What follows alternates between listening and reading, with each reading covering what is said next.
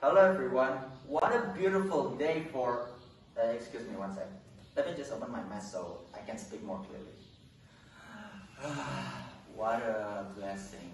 I can finally free from this torture of life. Okay, so as we all know, we now live in the Bogor city, the rainy city. Or at least most of us.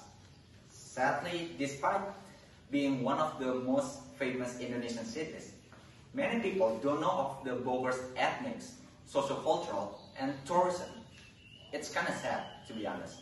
So today, I will give you guys the privilege of being the residents of our amazing Bogor city.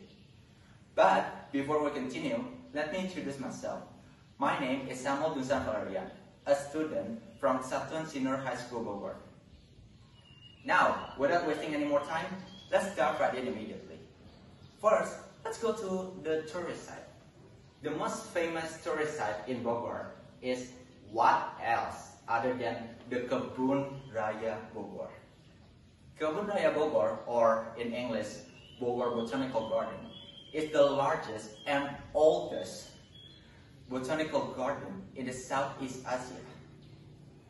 Currently, it is crowded with tourists from other places or even other countries, especially in weekends.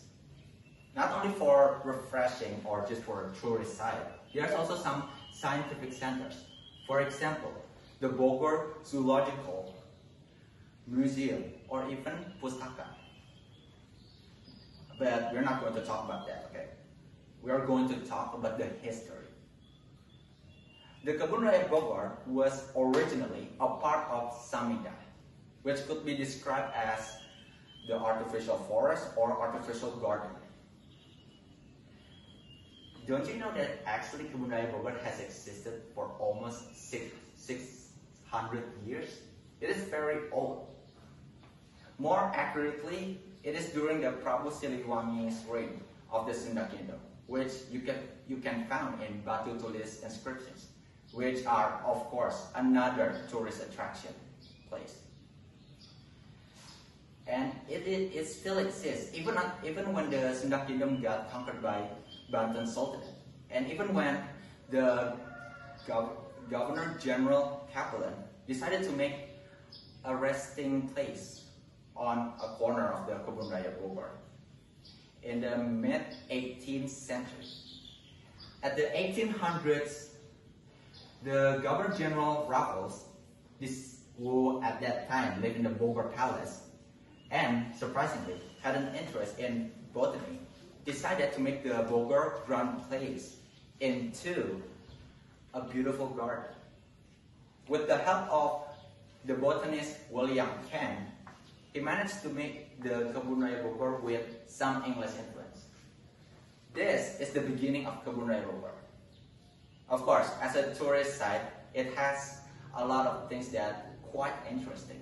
But there are two things that becomes, well, I could say, the main attractions. First, let's talk about the corpse flower. Of course, like its name, when it's blossoming, it releases a unique smell, like a corpse smell. So, I'm going to say this. Don't go near that, okay? If you don't want to get passed out. Alright, never mind. To the second one, and of course the last one. The oldest old palm tree in Southeast Asia that is surprisingly is still alive until today. And that's it for the Kebun Raya Bogor. Now let's move to the next one. We have Cap Gomeh. Who doesn't know Cap Gomeh? One of the most favorite festival, including me, for many people.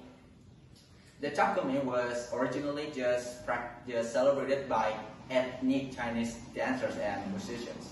But now, we have combined them with archipelago's arts, especially the Sundanese culture. The Cap Gomeh actually has its own meaning. The word Capgo means 15, while the word Me means 9.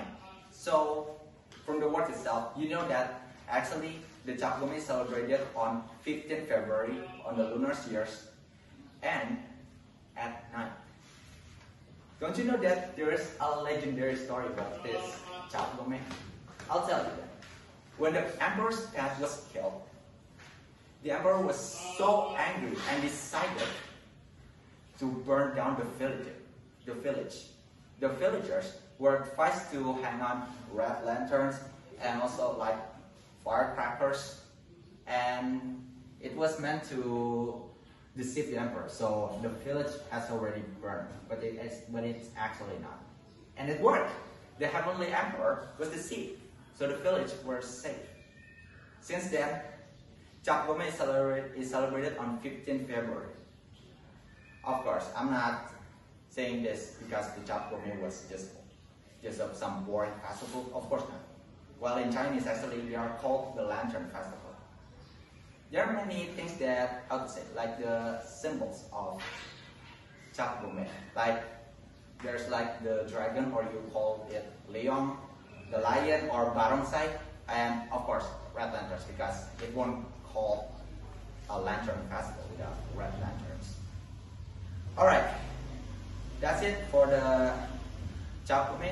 Now, let's move to the last part. And of course, I was saving this for the best. The Bogor Street Festival. Well, it was originally from Cap Gome. Since the 16th century, it was actually the first time where Cap Gome was celebrated in our country. But in 2008, someone got an idea. How about we just mix the Cap Gome with our own culture? It would be more fun. And it did. It is what we call now the Bogor Street Festival. I know that many people think that Bogor Street Festival is similar to Cap Gome. Well, it does in some ways. In previous years, Cap Gome is celebrated like this only from Chinese cultures. But now, it is combined with Sundanese cultures. And in the next years again, there are more. So, actually you still can celebrate the Bogor Street Festival. But it is now in only a simple and limited place. I mean, come on world! This is one of the biggest festivals in Bogor, one of the greatest. Why do you have to rob it from us? You sent COVID-19 to stop us? I mean, are you kidding me? This is one of the biggest festivals.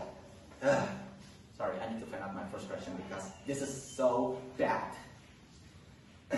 Sorry, I lost my cool. So today I only give you guys a tip of the iceberg about the Bogor's privilege. I need all of you to take an interest in this Bogor city, our rainy city. Because just like the wise man said, knowledge is everywhere if you're willing to read and listen.